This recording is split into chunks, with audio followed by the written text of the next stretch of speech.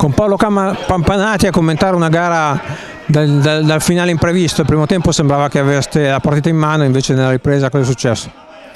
Niente, è successo che due errori di cui ci siamo parlati, sapevamo quello che facevano e comunque l'errore l'abbiamo commesso e hanno riaperto la partita. Ecco, al punto lì noi probabilmente saremmo dovuti essere decisamente più tranquilli e avere la partita in mano e chiudere. Invece forse così a mente fredda, cioè a mente calda, abbiamo forzato ancora troppo per andare a mettere un risultato ancora più sul sicuro e ci siamo trovati poi in questa situazione.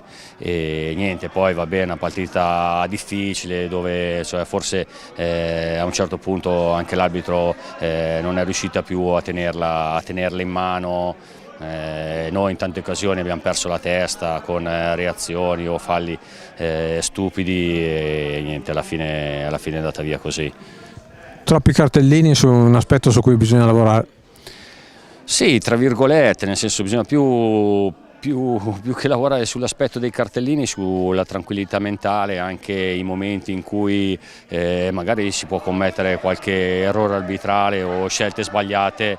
La testa bisogna tenerla comunque lucida, stare nella partita e cercare di portare a casa il risultato, invece questo non l'abbiamo fatto.